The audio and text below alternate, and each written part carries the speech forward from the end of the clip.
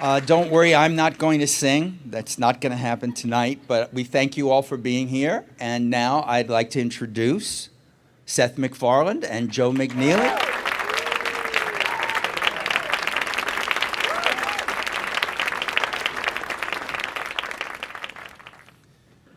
Who got the idea that they were so in love with Christmas? And how drunk was one of I got really liquored up and converted to Christianity, and then sobered up, and it went away. We had done the first album, Music Is Better Than Words, and the record label suggested, hey, if you want to do another one of these, a Christmas record might be a good fit, and it was something that hadn't occurred to either of us, I think. But it seemed like thematically something that might be kind of fun, so we ran with it, and this is what we came up with. So it was kind of a mutual thing, or which one of you did you go to Joel and say, yeah, come on, we'll do it?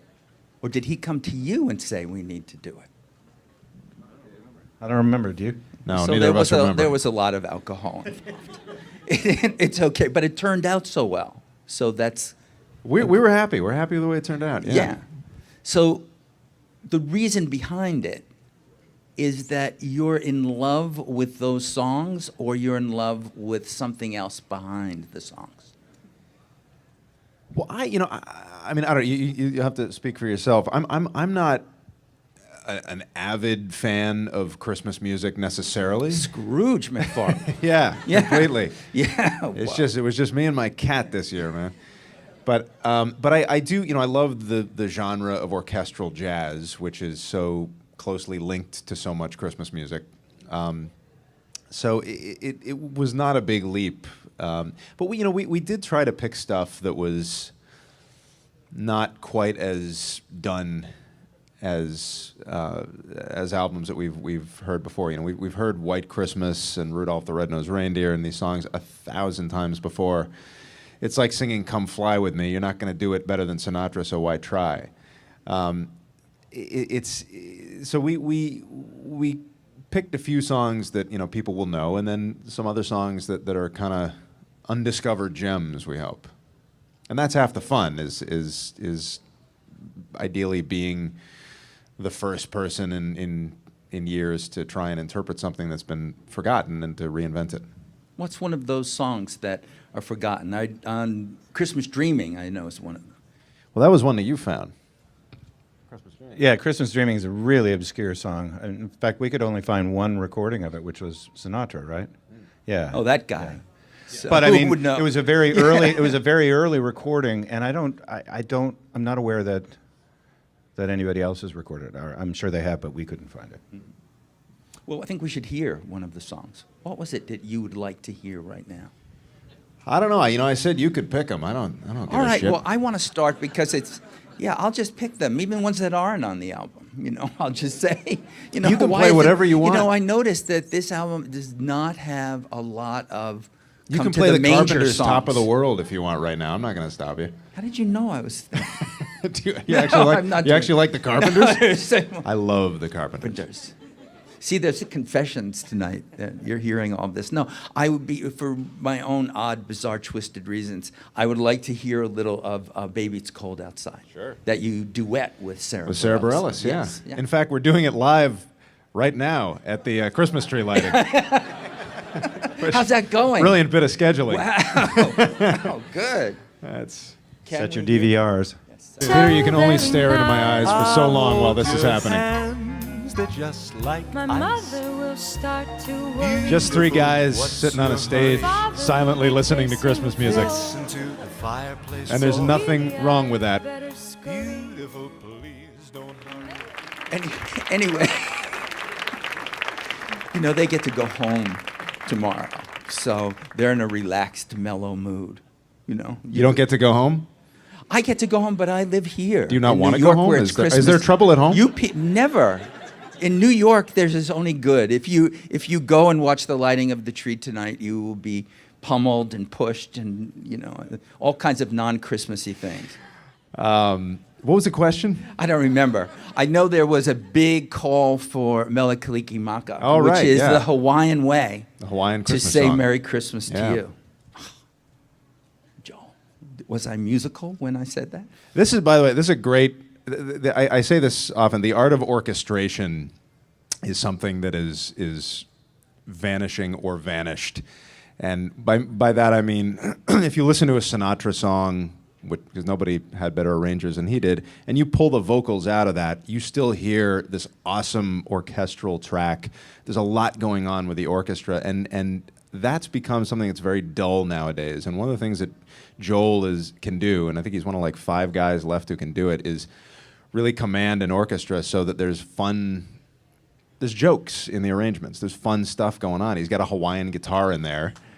And that's something that I would love to hear more of, and we just don't get enough of it. So this is a good example of that done well by this guy.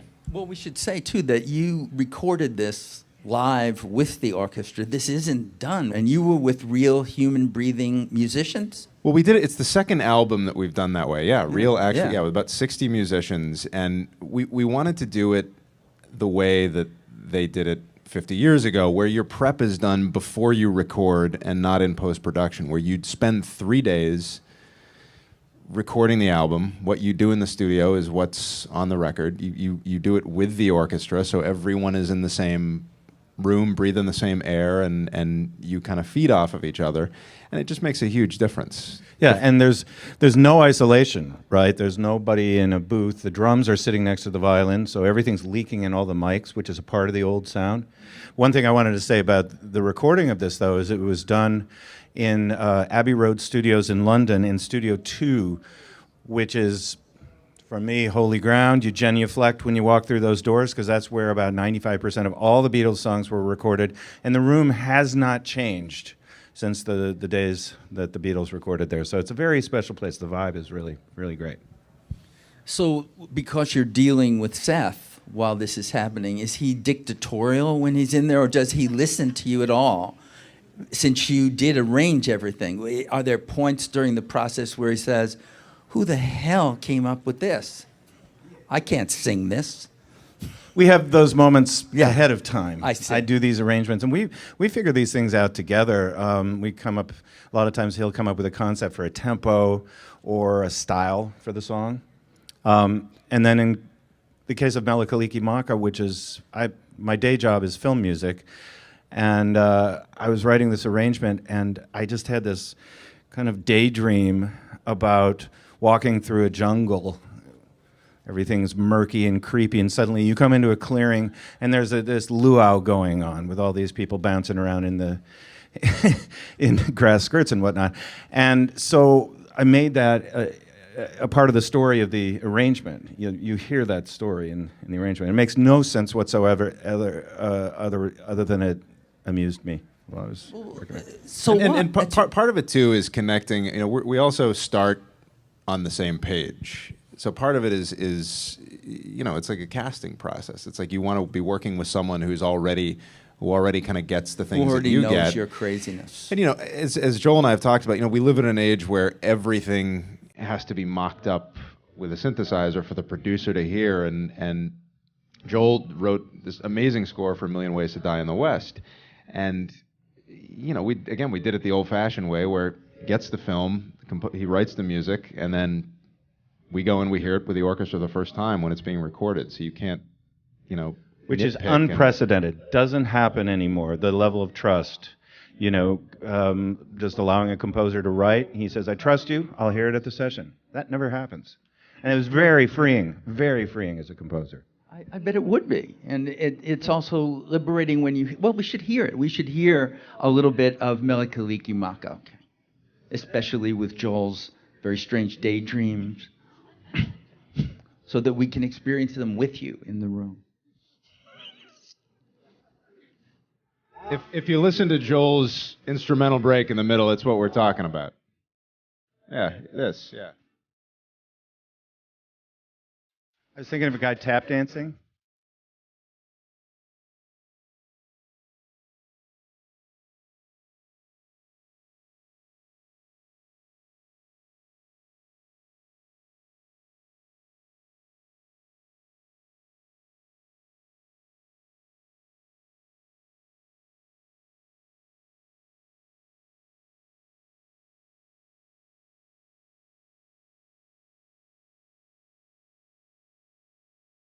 So there's a lot going on there. And it's just kind of a ballsy, fun sound that you don't hear anymore. And again, he's awesome, this guy. He is. But this is also called Holiday for Swing. And it does. It has a real... I don't expect to hear that kind of arrangement on this, which is what's so refreshing about it. You really hear that. Yeah, well, you hear. I mean, if you listen to the Capitol arrangements on the old Sinatra records, you're hearing xylophones. You're hearing stuff that's light and buoyant and it kind of mixes itself. It's fun. It's fun stuff. It's like not afraid to be funny and whimsical at times, and I think that's what you don't see a lot of now. And touching. Now, Joel, at what point did you cry hearing him sing? Well, that's kind of between me and him. If you don't. Yeah. But I know it happened. No, I mean, I want to kind of comment on what Seth just said about these arrangements. What the fun thing is that we're both starting from the same point of a love for this music of that time, and Seth is a real connoisseur, really knows the music, knows it better than I do for sure, and so we're already kind of, this is the pool we're going to swim in, these are the colors we're going to use. We were both in the pool. That's when you cried. And so it just makes it easy because we know what the confines are, and he's a very knowledgeable dude about this music. But it sounds like you two are having the really best time in Abbey Road doing this. And how do you separate yourself from having this good time to listening back to it and saying, is this coming across what we were feeling? It's two separate parts of your brain. And I for example, when I record Family Guy, and I go back to, I do occasionally, I still do it. There's a part of the brain that is at work when you're performing, and then that part switches off, and another part lights up when you're listening back. And you almost get to the point where you're able to treat it as though you're hearing another person. And it just becomes habit. So that's something that it's certainly easier to do on a record, because there's a bigger space of time between when you record it and when you listen back for the first time. But well, people will also notice when they're listening to it, and I'm sure they're all getting it now, that CD, or they're just foolish. They're getting it now. But they will notice that there is no song sung by Ted or by Stewie or by any of those other characters. Is this a conscious decision on your part? Yeah, I mean, They keep it pure, aren't you? Yeah, this all came about when I had done a live special on Fox with Alex Borstein, who does Lois on Family Guy, and it was like a combination music sketch. It was like a one-off. We did one of them, and we had a live orchestra there on stage, and Universal Republic Records said, "Hey, this was fun. Would you want to do a record of some kind?" And they kind of left it up to me. They said, "Anything you want to do, we'll do it." And I said, "Well, I'm up to my ass in comedy, so I'd like to do something like this. This is another love of mine. I love classic orchestral arrangements. I love this genre of music. It's just an era of high musicality that's unmatched to this day." And they astonishingly said, "All right, go ahead." And we recorded that first album in Capital A, which is where Sinatra recorded a lot of his stuff. We used his mic. It's still in existence. It's history there, but I just keep thinking that late at night, or I don't know how many days you were actually recording that Joel, you would know this, that he snuck over to the mic and, did White Christmas as sung by Ted. He never did it. He stayed pure. We took this as a very serious project, and it was very honest. We were coming at it from a standpoint of wanting to be true to the music and get it as authentic as possible. To that end, we recorded live to analog tape. That's a very different sound, the way they used to record it, and it's even difficult now to buy analog tape. There are only a few factories in the world that actually manufacture the stuff. but we did it live to tape, and we had complete performances from the orchestra instead of the security that studio players have. Well, we'll fix it if there's any problems. We'll punch in here, we'll do that, we'll layer it over. This was a performance, so there was a level of commitment from the players who were on the edge of their chairs because they knew if they screwed up in the last 4 bars and the trumpets missed the last high C or something, we all went back to the beginning and started over. And that made this kind of collective energy where everyone was really on it. Except for the guy or the woman who screwed up. You know, if you got through most of it and then somebody made that mistake. How many musicians were you working with there? It was about 55, yeah. Yeah, and they're all the same players that play on Family Guy and American Dad every week. I mean, they're studio musicians who just do this every day. And I mean, they're. It always seems to me that the more I deal with those people, I was thinking to myself, you know, the most famous trumpet player or clarinet player or what have you, whatever instrument you can think of, there's probably an anonymous studio player working in film who blows them out of the water because they just have to do it every day, all day. And the stuff you hear from these guys is astonishing. What these guys can do and what they can do on a dime. You know, if you ask them to play in a different style and they can do it on a dime brilliantly, they're an amazing bunch. Well, I have to ask before I turn the questions over to the audience, a movie question since I'm the movie guy. And there's a song on the album called Snow, which is from White Christmas and is sung by Bing Crosby, by Danny Kaye, by Rosemary Clooney, and Vera Ellen. 4 people. Yep. But Seth does it all by himself.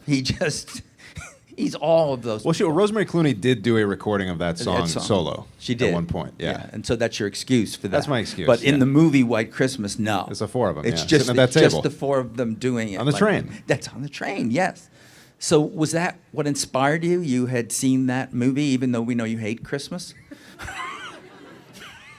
I mean, yeah. It's we like to do songs where there's no cheating. You know, you can't kind of slip into Sinatra's version because if you sing White Christmas, you kind of, at least for me, I kind of can't help but slip into the cadences of Crosby because I've heard it so many times. And Snow is a song that there's no cheat sheet for that. You just have to kind of do it fresh, and particularly with the arrangement that Joel wrote, which is a brand new arrangement, and has so much life to it. You can't lean on anything, which is half the fun. Yeah, and Seth had the idea of taking this song, which is almost always done as a kind of a medium bouncy song, and he said, let's amp this up and do it really fast, like a super fast up-tempo number. I don't know that there's another arrangement of Snow that's done, that's fast. I don't think people know that song. They see White Christmas every year on TV, but that's not the one they remember. And so I congratulate you for doing that. Even though you will go occasionally back to the perennial, there's a lot on this CD that doesn't do that.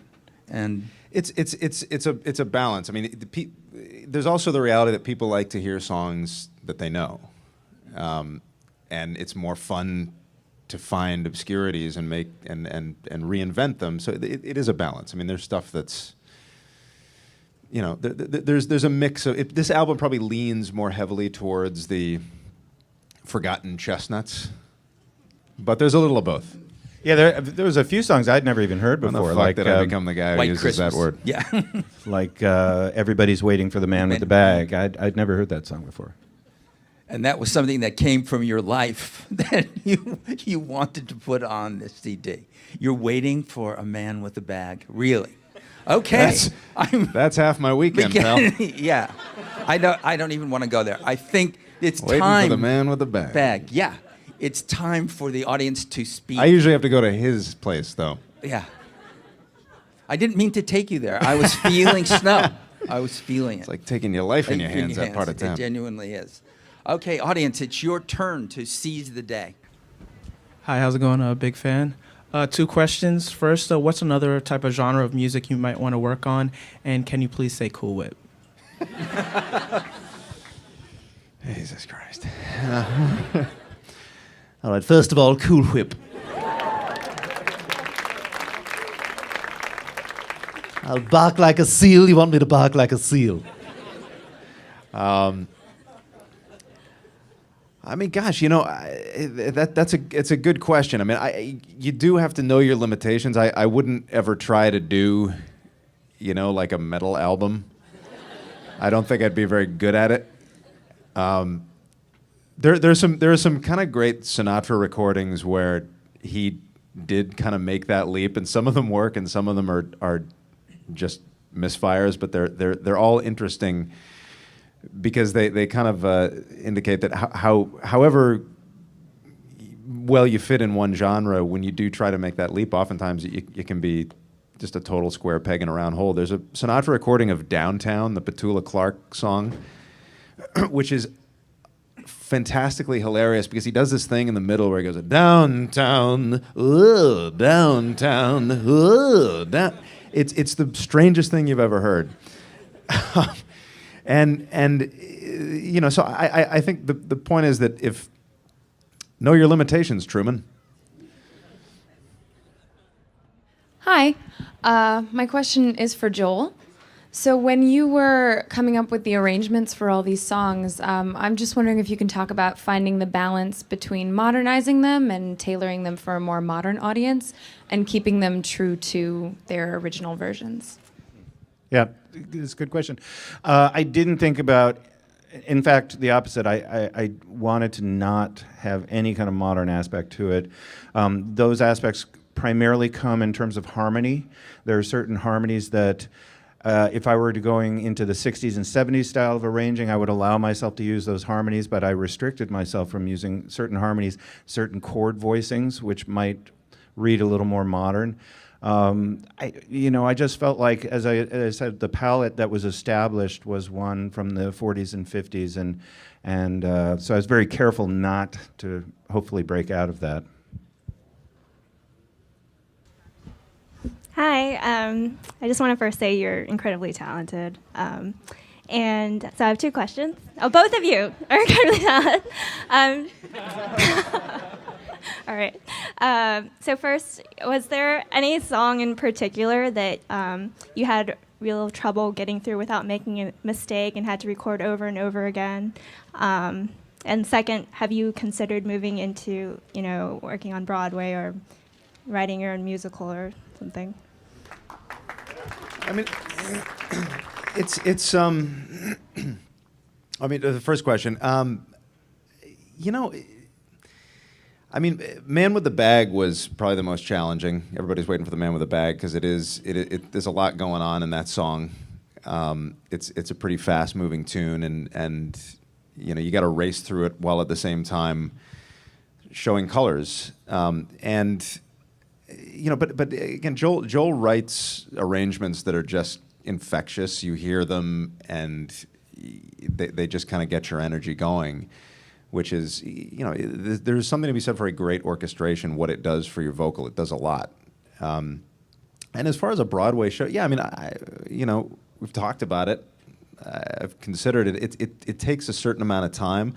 I love writing. So we wrote a song for Amanda Seyfried that she sings in Ted 2 that we love. That she sounds great singing it, and that was a blast. To write music for somebody, and that was with Walter Murphy, who writes music for Family Guy, and it was, it was fun. Yeah, I'd love to do that at some point. It takes a good year or two of your life, I think, to commit to it. So it would have to be when Ted 2 is done, but maybe. Hi, Seth. Hey, is that your question? No, I just want to say hi, and that I'm a really big fan. And what's your favorite Family Guy episode? I don't know where the hell you are. Oh, there you are. Okay, all right. You're not large, are you? You really can't see. I can't see a damn thing. My favorite Family Guy episode is, this is going to be a disappointment to you. It's probably the Agatha Christie Clue episode that we did. Wait, that's my favorite episode. Oh my God, let's get married. Yeah, no, I just want to know what kind of freaks you out, like besides that voice. Like, in All right, we day-to-day, found the weed guy. You have so many different genres of like what you do. You're a director, you're a writer, you animate. I mean, like, what do you find most fulfilling to you in the day-to-day that you? I don't know. You work at a lot of different things. I mean, help me out here. Look at me. Is my question not clear? What freaks me out, or what do I mean? God, I mean, this kind of stuff is the most fulfilling. Like that when I'm in the studio and with an orchestra and working with somebody like Joel, that's probably when I'm enjoying myself the most. I mean, I was probably the most freaked out at any point in my career right before I did A Million Ways to Die in the West. That was when I was the most scared, because it was such an undertaking, and at the same time, it's that's when I kind of feel the most invigorated, when I'm doing something that's new and scary. And I don't go skydiving, I don't bungee jump, so in lieu of that, I do this kind of stuff. But yeah. So since we're getting weird with the questions, I figured I'd just kind of roll with that. So the last time I saw you, Seth, you were at Harvard receiving the Humanist There you of are. the Year. Hi. So Did you go to Harvard? I did research there. Yeah. So yeah. Anyone who has anything to do with Harvard, it always takes them like 20 seconds Yeah. before they bring it up. No. Forget it. No. There's no real a question, is there, narrative ma'am? here. No. So last time I saw you there, I told my dad, who is a huge fan of yours, that I saw you receive the award, which, by the way, your acceptance speech was like awesome. You don't need me to tell you that, but it was awesome.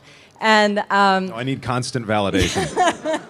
that's all I wanted. What'd you to do know. your research? What were you researching at Harvard? So I developed treatment protocols to test for basically treating people with severe mental illness. Yeah, that's what I do. Yeah, now I do it here. Yeah. Well, Yeah, just to bring the mood down. I a make little shit bit. jokes on TV. Your move. And a record. Thanks. Hey Seth, hey Joel. I just have a quick question. So, which one of you picked the cover art? And is that your good side? I don't know.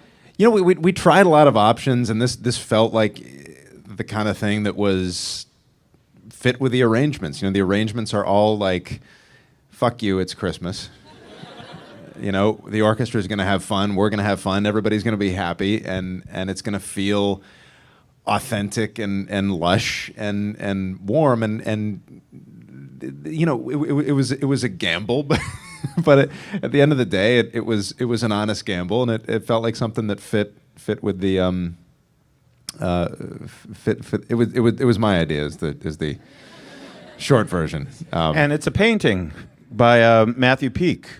So it's not just Photoshop or anything. It was a 5x5 painting. Huge. And again, it's the same.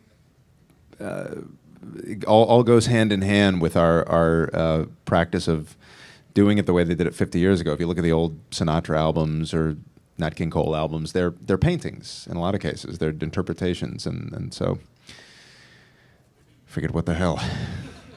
It's a tribute. It is. It's an homage to all of that. Now, I don't know what we all just did here, but I know that we all thank you, Joel and Seth, for being here. Thank you, Peter Travers. Thank Thanks, you. guys. The brilliant Joel McNeely. Brilliant Seth MacFarlane.